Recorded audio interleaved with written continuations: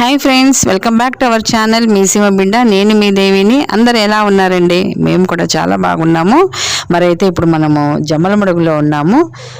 కర్నూలు నుండి జమ్మలమడుగుకు వచ్చామండి. జమ్మలమడుగు నుండి కోటకు వెళ్తున్నాము. గండికోటకు వెళ్తున్నాము.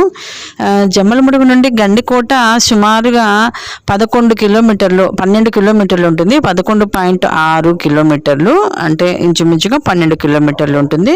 మరి మనము గండికోటకి వెళ్ళి అక్కడ చాలా చాలా విశేషాలు ఉన్నాయి. ఆ విశేషాలన్నిటినీ కూడా నేను మీకు చూపించదలుచుకున్నాను. మేము ఇదివరకు చాలాసార్లు చూసాము గండికోటను. ఈసారి నేను ఆ గండికోట విశేషాలను మీ అందరికీ కూడా చూపించదలుచుకున్నాను. మరి ఇంకెందుకు ఆలస్యం, రండి వెళ్దాం.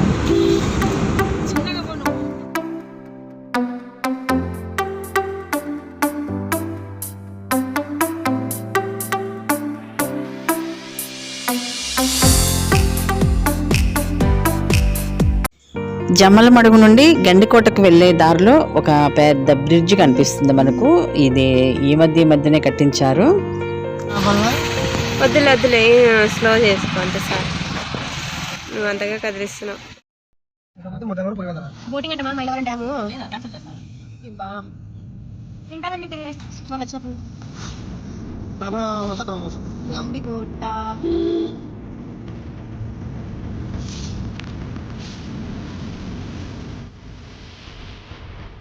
దేవస్థానం ఉంటుంది, శ్రీ తిరువేంగులప్ప స్వామి దేవస్థానం.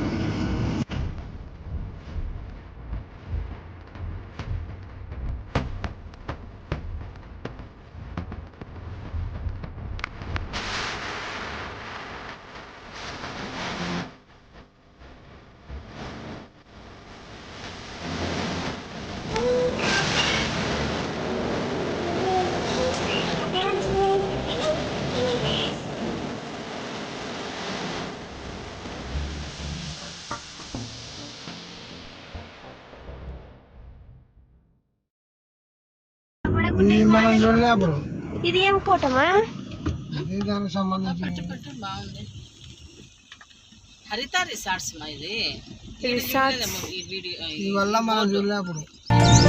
గండికోట వస్తుంది.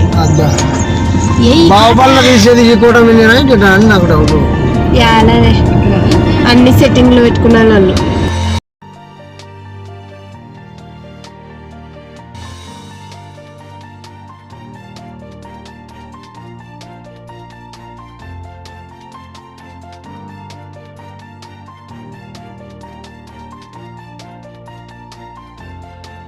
సింహారెడ్డిలో ఇటు తీసినారు.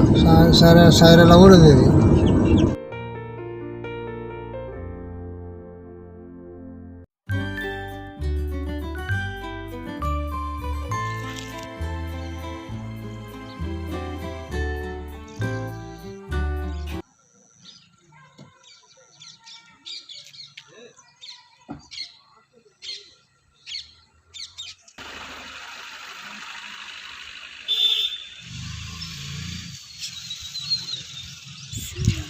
విజయనగర రాజులు కట్టించినటువంటి ఈ కోట గోడలు చాలా అద్భుతంగా ఉన్నాయి. చాలా అసలు చూస్తుంటే అలానే చూస్తూ ఉండాలనిపిస్తుంది. అంత బాగా కట్టినారు. తర్వాత ఆ కట్టడం కూడా ఎంత బాగుందంటే అసలు నిజంగా కట్టడానికి శ్రమించిన వాళ్ళని మాత్రం మెచ్చుకొని తీరాలి. ఒక్కొక్క ఆ గోడ ఉంది కదా, ఆ గోడలు పేర్చినటువంటి రాళ్ళు చూడండి ఎంత పెద్దగా కనిపిస్తున్నాయో చూడండి.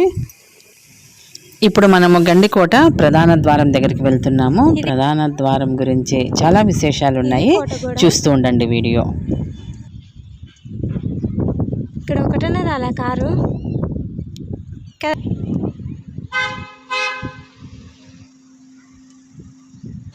ప్రధాన ద్వారానికి ఉన్నటువంటి కోట గోడలు కాకుండా ప్రధాన ద్వారం నుండి ముందుకెళ్తే మరి 2 ద్వారాలు కనిపిస్తాయి. ఆ 2 ద్వారాలకు కూడా చాలా పెద్ద ఎత్తుగా కోట గోడలు కట్టించారు. ఒకవేళ శత్రువు ప్రధాన ద్వారం నుండి లోనికి వెళ్తే అక్కడ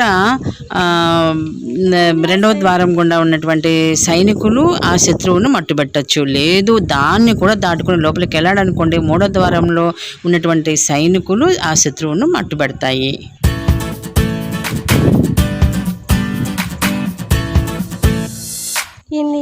ఈ కోటకు అక్కడక్కడ స్టెప్స్ ఉన్నాయి. మా పిల్లలు వెతికి ఆ స్టెప్స్ పట్టుకొని పైకి వెళ్ళారు. పైనుండి కూడా చిన్న వ్యూ చూసారు వాళ్ళు.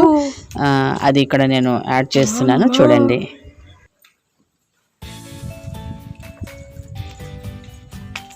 చూడు ఇక్కడ కూడా మెట్లు. ఈ మెట్లు అక్కడి నుంచి వస్తాయేమో మరి కదా. ఉండర్లేరా దా.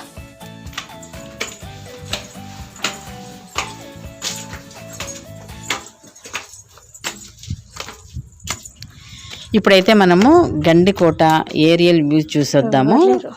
చాలా అసలు మనము పైకి ఎక్కితే మాత్రము ఆ చుట్టూ ప్రహరీ గోడ అంటారు కదా, అంటే శత్రువులు రాకుండా చుట్టూ కోట చుట్టూ కూడా గోడ కడతారు కదా, ఆ గోడ మొత్తం కూడా చాలా అద్భుతంగా కట్టించారు. మేము కూడా చాలా షూట్ చేయడానికి ప్రయత్నం చేశాము. అయితే ప్రతి ఒక్కరు కూడా చూడవలసిన కోట అండి ఈ గండికోట. తప్పకుండా చూడాలి, జీవితంలో ఒక్కసారైనా చూడాలి. మనం ఎక్కడో రాజస్థాన్ కోట అవి ఇవి మనం చూస్తూ ఉంటాం కదా, వెళ్తుంటాం కదా, మనకు దగ్గరలో ఉన్న కోటను మనం ఎందుకు చూడకూడదు? వీలు చూసుకుని ప్రతి ఒక్కరు కూడా ఒక్కసారైనా ఇటువైపు రండి, చూడండి. నవ్వు బాగుందే, చూసే కళ్ళు బాగుందే.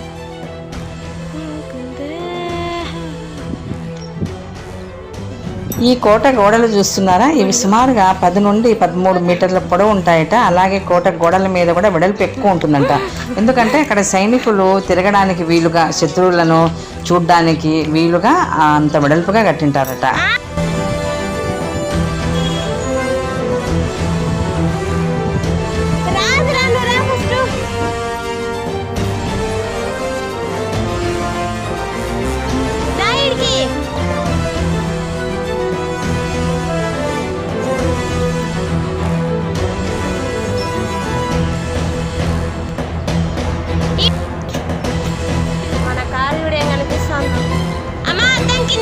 అద్దం దించు.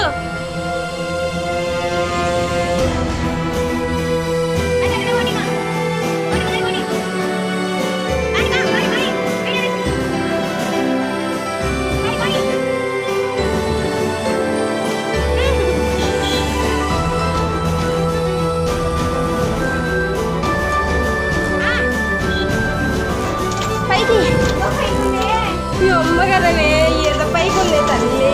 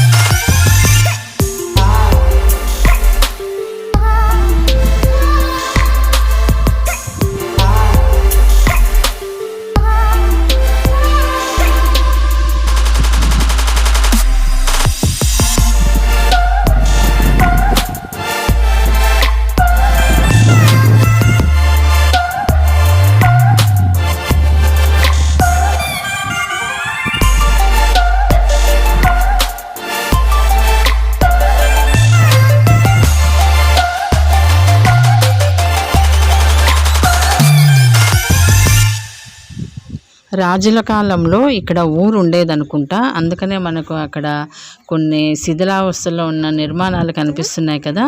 బహుశా అప్పట్లో అక్కడ ఊరు ఉండొచ్చు. ఇప్పుడు కూడా అక్కడ గండికోట అనే ఒక గ్రామం ఉంది. అయితే అది కోట మనము ప్రధాన ద్వారం దాటుకొని లోపలికి వస్తాం కదా, అక్కడ మొదలవుతుంది గ్రామం అనేది. అంతగా ఆకలి వేయడంలే. అప్పట్లో కూడా ఇనుమును ఇట్లా చేసేవాళ్ళు చూడు కదా, బాగా చెప్పుకునే వాళ్ళు. అవన్నీ ఏం లేకపోయినా అంతా తాగి పడేసి అదే ఇట చూసి ఇంకా అదే ఇదంతా కూడానే వచ్చినప్పుడు ఆన్ చేసి ఇట్లా కొడుతుంది. భలే ఉంది కదా కోట కూడా అంతా. భలే ఉంది. అసలు ఎంత శ్రమించుంటారో ఈ కోట గోడలు కట్టడానికి కదా. కట్టపుల్ల నడుస్తుంది ఒక కట్టపుల్ల. గోడలు అవి మేసరి ఇంత పెద్ద గోడలు ఎంత ఎక్కువ ఉన్నాయి. అక్కడంతా ఎక్కడానికి లేదేమో కదా. ఉండిండొచ్చు. ఆ చుట్టూ ఎవరైనా వస్తున్నారా లేదా అని గమనించడానికి అన్నమాట అలాంటివన్నీ.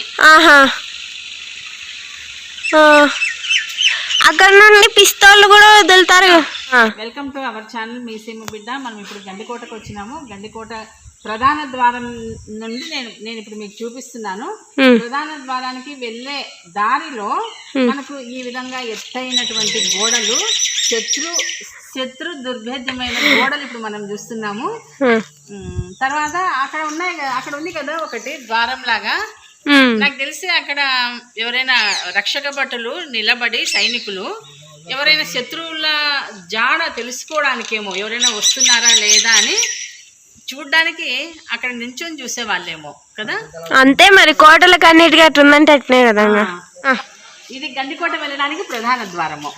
ఈ ప్రధాన ద్వారానికి కూడా ఒక చిన్నపాటి స్టోరీ ఉంది, చెప్తాను కండి. చెప్పకూడదు, నన్ను వీడియో తీసింటే బాగుండు. అట్ట పోయి అవును ఫ్రెండ్స్, ఇక్కడ చూస్తున్నారా మనము గండికోట ప్రధాన ద్వారం యొక్క నేను ద్వారాలను, తలుపులను చూపిస్తున్నాను. ఈ తలుపులు చూడండి, అంటే ఈ తలుపులు రెండు పడిపోయేలాగా ఉన్నాయేమో. ఈ తలుపులు శిథిలావస్థకు చేరినందుకు గాను ఆ విధంగా సపోర్ట్ పెట్టినారు. ఆ రెండు తలుపులు ఒకదాని మీద ఒకటి ఇట్లా వాలిపోకుండా ఉండడానికి ఆ మొద్దు లాంటిది పెట్టినారు. తర్వాత ఇక్కడ చూడండి, ఈ తలుపులకు కూడా ఒక చరిత్ర ఉంది. ఏంటంటే మీరు బాగా గమనించండి, సూది మునల్ లాంటి నిర్మాణాలు ఉన్నాయి చూడండి ఈ తలుపుకు. మొత్తం చూడండి, ఆ కాలంలోనే ఐరన్ చూడండి, ఇదంతా కూడా ఈ ఐరన్తో ఈ సూది మునల్ లాంటి నిర్మాణాలు ఇక్కడ ఉన్నాయి. ఎందుకు చెక్కకి ఐరన్ తొడుగు వేసినారు కదా, చెక్కకు ఐరన్ తొడుగు ఉన్నట్లుంది. ఇక్కడ చూడండి, ఏ మాత్రం గ్యాప్ లేదు, చాలా తక్కువ గ్యాప్లో అక్కడక్కడ ఇలాంటి చిన్నవి పెట్టినారు. తర్వాత ఇలాంటి పెద్దవి కూడా ఉన్నాయి. ఈ తలుపు కూడా చూడండి, ఈ తలుపు కూడా సేమ్. రెండు ద్వారాలు ఉన్నాయి కదా, ఈ రెండు ద్వారాలను ఇట్లా వేసేవాళ్ళు కదా. దీనికి కూడా ఈ విధంగా సూది మొన్నం లాంటివి ఉన్నాయి, ఇనుపవి. ఎందుకంటే ఆ కాలంలో శత్రువులు వచ్చేటప్పుడు వస్తారు కదా, వాళ్ళు ఏనుగులతో, అంటే మనం ఇంత తలుపులను మనం ఇట్లా చేతితో దొబ్బితే ఇవి రావు. ఎందుకంటే ఇంత బలమైన తలుపులు మనం చేతితో ఇట్లా దొబ్బగలమా? దొబ్బలేం కదా. అటువంటి టైంలో ఆ శత్రువులు అనే వాళ్ళు ఏం చేస్తారంటే ఏనుగులతో దొబ్బించేవాళ్ళు అనమాట. ఏనుగు తొండంతో ఇట్లా దొబ్బితే ఆ తలుపులు ఇవి రావాలి. అట్లా దొబ్బినా కూడా, అంటే దొబ్బడానికి కూడా అవి వాటికి చేత కాని విధంగా ఈ తలుపులు తయారు చేస్తున్నారు. అంటే ఇవి గుచ్చుకుంటాయి కదా, వాటికి నొప్పి తగులుతుంది కదా, అందుకని ఇటువంటి తలుపులను తయారు చేస్తారు చూడండి. ఇదే కదా మొద్దు సాకలామె దొబ్బేది కాదా? సాకలామె దొబ్బేది ఇదే, కానీ ఇది ఈ మొద్దుని ఇప్పుడు రెండు వాకిళ్ళు పడకుండా ఈ విధంగా పెట్టినారు. అంటే ఇవన్నీ శిథిలావస్థకు చేరినాయి కదా. ఈ తలుపు చూడండి ఎంత భద్రంగా ఉందో, అసలు చాలా భద్రంగా ఉంది. చూడండి, ఆ పైన మొద్దు లోపలికి వెళ్ళిపోయినాయి.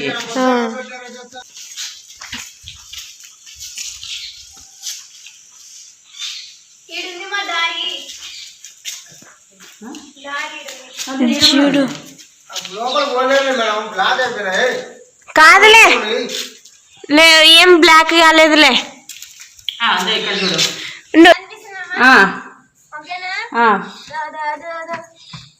ఈ ద్వారానికి ఇటు పక్క ఒక చిన్న ఇల్లు లాగా ఉంది,